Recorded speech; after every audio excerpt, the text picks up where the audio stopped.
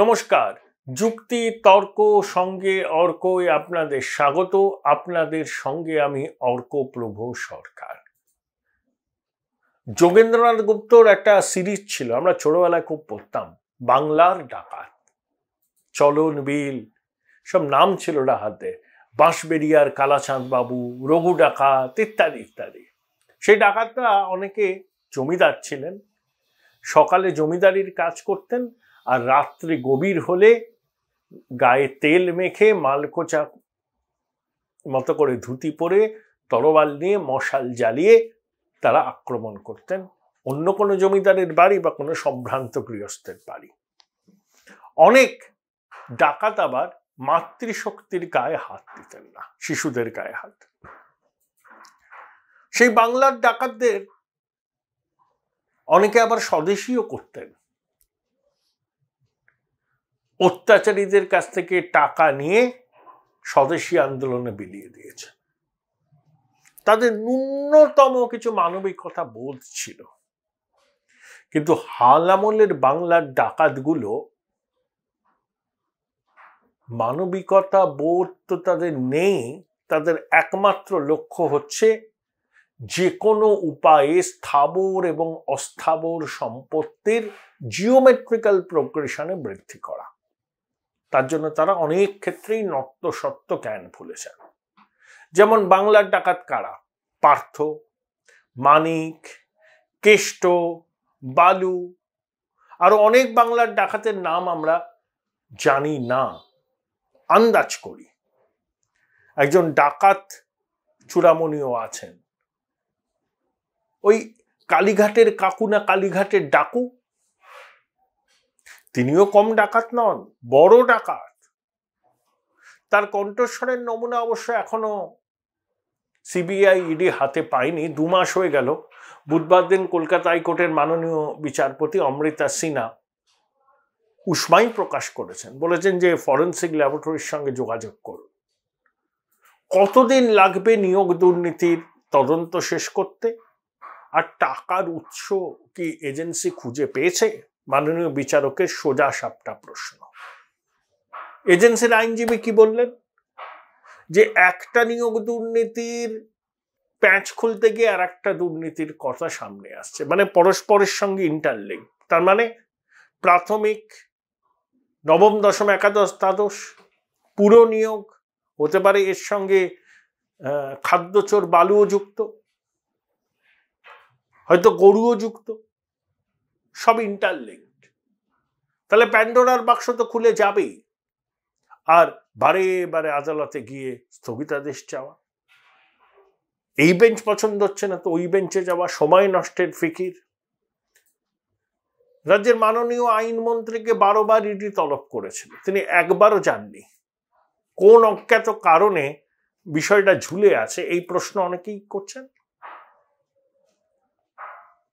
তাহলে এজেন্সির আইনজীবী বলছেন যে তদন্ত সময় সাপেক্ষ, একটার তদন্ত করতে গিয়ে আর একটা দুর্নীতির কথা সামনে চলে আসছে, তাহলে ইন্টারলিঙ্ক প্যান্ডোরার বাক্স খুলে যাবে। কিন্তু এবার তাদেরকে স্পষ্ট জানাতে হবে যে কতদিন আর লাগবে, কবে কাকুর কণ্ঠস্বরের নমুনার ফরেন্সিক রিপোর্ট তারা আদালতে জমা দিতে পারবেন।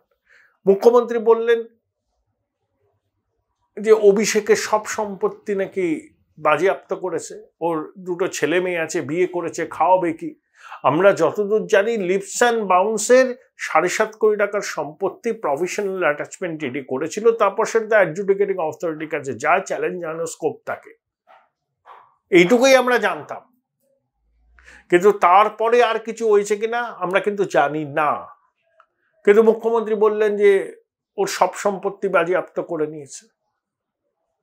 তাহলে ওই লিপস অ্যান্ড বাউন্সের ওই 7.5 কোটি টাকার যে সম্পত্তি বাজেয়াপ্ত হয়েছে সেটাই কি অভিষেকের সব সম্পত্তি? ক্লিয়ার হলো না। মুখ্যমন্ত্রী অবশ্য বলে দিলেন আবেগের বশে। তাহলে মাননীয় বিচারক অমৃতা সিনহা সঙ্গত প্রশ্ন করেছেন যে টাকার উৎস কোথায়, কদিন লাগবে? এজেন্সির আইনজীবী বলেছেন যে একটা দুর্নীতির সঙ্গে আর একটা দুর্নীতি সম্পৃক্ত, তাই সময় লাগছে। দেখুন, সুপ্রিম কোর্টের নির্দেশে কলকাতা হাইকোর্টের বিশেষ ডিভিশন বেঞ্চ মাননীয় বিচারপতি দেবাংশু বসাক ও মোহাম্মদ সাব্বির রশিদির বেঞ্চ নবম, দশম, একাদশ, দ্বাদশের নিয়োগ দুর্নীতির মামলা শুনছে। মাননীয় বিচারপতির পর্যবেক্ষণ কি?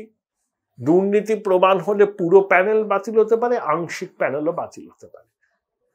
একটা কথা উনি ঠিক বলেছেন, 5,000 10,000 মানুষের কথা ভেবে দেশের স্বার্থ ভুলে থাকা যায় না। 23 লক্ষ মানুষ পরীক্ষা দিয়েছিলেন, তাদেরও তো একটা আশা আছে, আশা ছিল যে পরীক্ষা দিয়ে নিয়ম অনুযায়ী তারা চাকরি পাবেন, কিন্তু সেগুড়ে বালি। এখন যদি বলা হয় যে এই 5,000 10,000 যাই হোক, তাদের পরিবার আছে, তারা এতদিন ধরে চাকরি করছে, তাদের চাকরি খাওয়াটা মানবিকতার বিচারে অন্যায়। এখন প্রশ্ন হলো 5,000 10,000 লোকের কথা অগ্রাধিকার পাবে, নাকি দেশের শিক্ষা ব্যবস্থার বিষয়টা অগ্রাধিকার পাবে? যে 23 লক্ষ ছেলেমেয়ে পরীক্ষা দিয়েছিলেন, তাদের স্বার্থ অগ্রাধিকার পাবে। এসএসসির ভূমিকা অত্যন্ত রহস্যজনক।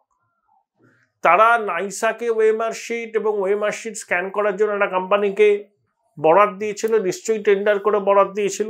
তারপর তারা বলছে যে সিবিআই এর নথি থেকে তারা ওই ওয়েমার্কশিট স্ক্যান যারা করেছে তাদের কথা জানতে পেরেছে। অর্থাৎ এসএসসির কিছু লোকজন এই দুর্নীতির সঙ্গে ওতপ্রোতভাবে জড়িত। এসএসসির লোকজন জড়িত, শিক্ষা দপ্তরের লোকজন জড়িত, মন্ত্রী জড়িত, শাসক দলের কুচো থেকে বড় নেতা পর্যন্ত অনেকে জড়িত, যারা নিলাম করেছেন। মাছের বাজারে যেরকম নিলাম হয়, মাছের আড়তে যেভাবে মাছকে নিলাম করা হয়, বিক্রি করেই আমাদের পাতিপুকুরে আছে, ঠিক সেভাবে চাকরিগুলোকে নিলাম করেছেন। যে যত বেশি টাকা দিতে পারবে। ওয়েমার্কশিটে একবারে ব্ল্যাঙ্ক, কোনো প্রশ্নের উত্তর দেয়নি, অ্যাপটিটিউড টেস্ট হয়নি, চাকরি পেয়ে গেছে। আর যারা মন দিয়ে পড়াশোনা করেছেন, ভালো পরীক্ষা দিয়েছেন, মেধা তালিকায় যাদের নাম উপরের দিকে, তারা বসে আছেন রাস্তায়। এখন এই ডাকাতগুলো এখনো বুক ফুলিয়ে ঘুরে বেড়াচ্ছে, কিন্তু বেশি দিন পারবে না।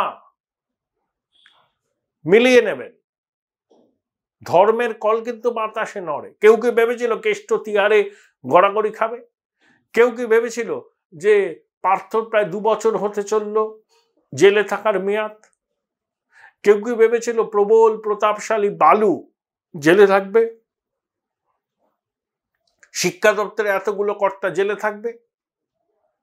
এত প্রভাবশালীকে তলব করা হবে? কেউ কি ভেবেছিল? হয়েছে তো, আদালতের নির্দেশে হয়েছে। এবং কলকাতা হাইকোর্টের মাননীয় বিচারপতিরা একটা জিনিস স্পষ্ট করে দিয়েছেন, তাদের দুর্নীতি বিরোধী অবস্থান কিন্তু জারি থাকবে। অভিজিৎ বাবু যে যাত্রার সূচনা করেছিলেন, কলকাতা হাইকোর্টের অন্যান্য সম্মাননীয় সব বিচারপতি আমাদের সমাজটাকে এই কলঙ্ক মুক্ত, চোর মুক্ত করার উদ্যোগ নিয়েছেন। কিন্তু তারা তো দেশের আইন অনুযায়ী রায় দেবেন, এবং সেই রায় দেওয়ার আগে প্রমাণ লাগবে। প্রমাণটাকে সংগ্রহ করতে হবে এজেন্সি। হ্যাঁ, এজেন্সির কিছু অফিসারের মধ্যে ল্যাকাডেজিক্যাল অ্যাটিটিউড আছে, তাদের অনেকের ভূমিকা সিজারের পত্নীর মতো সব সন্দেহের ঊর্ধ্বে নয়, কিন্তু এজেন্সির সিংহভাগ আধিকারিক কিন্তু প্রফেশনাল এথিক্স মেনে কাজ করে, এবং তাদের কাজ করতে প্রতি পদে পদে বাধা দেওয়া হচ্ছে। সিবিআই এর তদন্তের প্রাইমারি কনসেন্ট রাজ্য প্রত্যাহার করে দিয়েছে।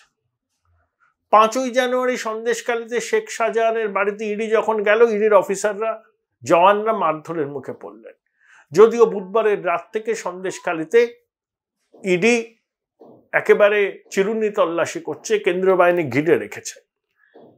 শাহজাহানের মাছের ব্যবসার সহযোগীদের জিজ্ঞাসাবাদ করা হচ্ছে। আদালতের দ্বারস্থ স্থগিতাদেশ নিয়ে তদন্ত প্রক্রিয়ার উপরে প্রশ্নচিহ্ন তুলে দিচ্ছেন প্রভাবশালীরা।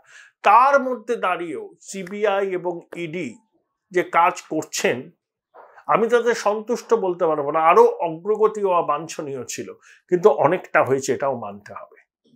এই জন্য পার্থ মানিক, কেষ্ট, বালু সব জেলে।